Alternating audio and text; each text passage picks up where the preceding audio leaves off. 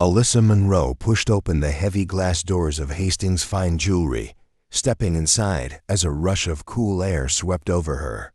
The scent of polished mahogany and expensive perfume filled her nose.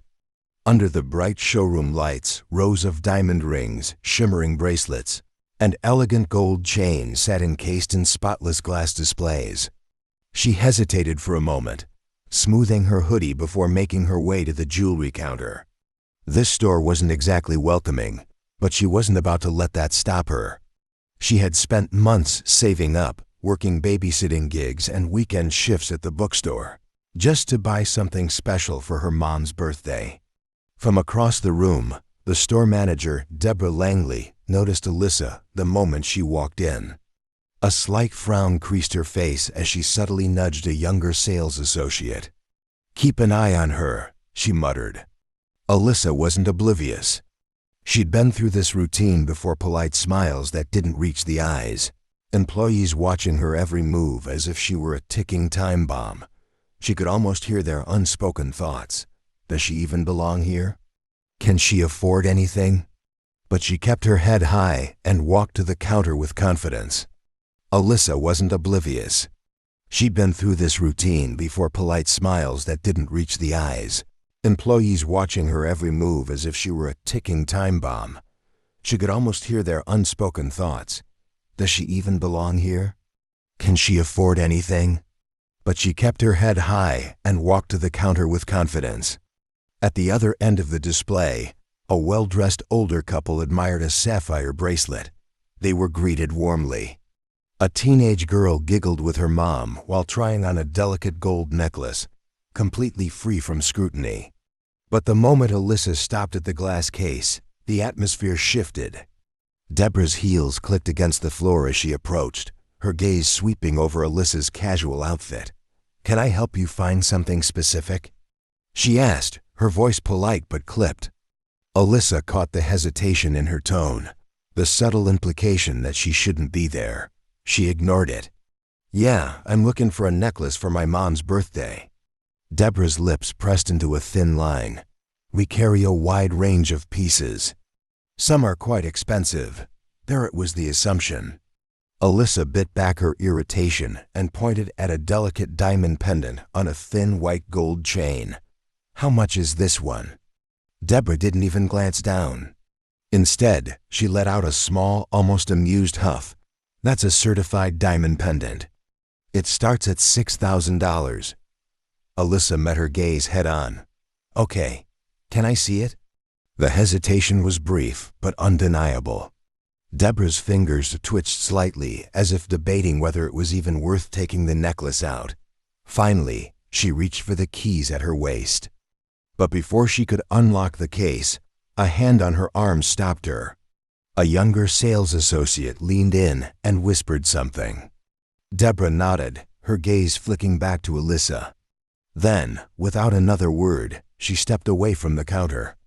"Excuse me for just a moment," she said smoothly and walked toward the register, but her real destination was the store phone. Alyssa watched as she picked up the receiver, lowering her voice. The employees didn't even try to hide their scrutiny anymore.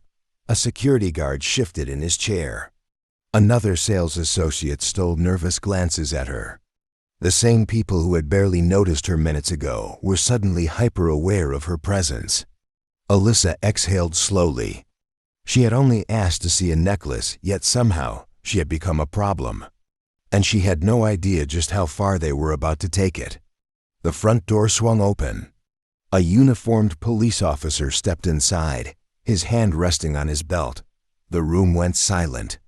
Alyssa's throat tightened, but she forced herself to stand tall. The officer scanned the store before focusing on Deborah, who straightened with a relieved smile. "Officer, thank you for coming. We had a situation." The way she said it sent a shiver down Alyssa's spine. The officer turned to her. "Miss, I'm going to need to ask you a few questions." Alyssa swallowed the lump in her throat. "Why?" she asked firmly. The officer's eyebrows furrowed slightly, as if the question was unexpected. "We received a call about a suspicious individual." Alyssa let out a breath, that sounded almost like a laugh. I walked in and asked to see a necklace. The officer glanced at Deborah, who gave an almost imperceptible nod. He turned back to Alyssa. "Do you have an ID on you?"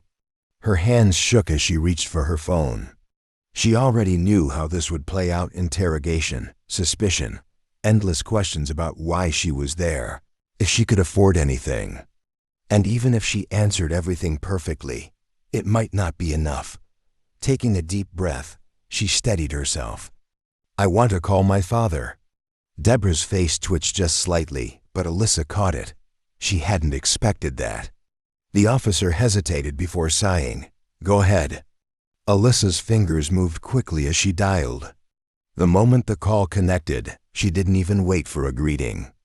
"Dad, I need you to come to Hastings Fine Jewelry, now." The shift in his tone was immediate. "I'm on my way." No one in the store was prepared for who was about to walk through that door. The front door chimed again, and the energy in the room changed instantly. A man in a dark, perfectly tailored suit stepped inside. His presence was commanding, his sharp eyes scanning the room with precision. He wasn't overly tall, but he carried himself with authority. Alyssa exhaled. "Dad!" Deborah visibly paled. The man reached into his jacket and pulled out a leather badge holder, flipping it open. The gold shield inside gleamed under the lights. FBI Director Nathaniel Monroe. The weight of his title settled over the store like a thick fog. The officer blinked. A sales associate let out a tiny gasp. "Deborah?" She went completely still. Nathaniel's voice was calm, controlled. "Someone want to explain why my 16-year-old daughter called me in distress from a jewelry store." No one spoke. Alyssa watched Deborah struggle for words. A woman who had been so sure of herself moments ago now looked as if she wanted to disappear. Finally, she cleared her throat. "Director Monroe, this is just a misunderstanding." Nathaniel's sharp gaze locked onto the officer. "You were called here for a suspicious individual." He took a slow step forward. "Would you like to clarify what exactly made my daughter suspicious?" The officer hesitated, glancing at Deborah, but she said nothing. She was drowning, and she knew it. Nathaniel's expression didn't change, but the temperature in the room seemed to drop. Did she steal something? Cause a disturbance? "No, sir," the officer admitted. Nathaniel's voice was quiet, but it cut through the room. "So let me get this straight. A teenage girl walks into a store to buy a necklace, and instead of being treated like a customer, she's treated like a criminal?" Deborah opened her mouth but quickly closed it. There was no way to spin this. No way out.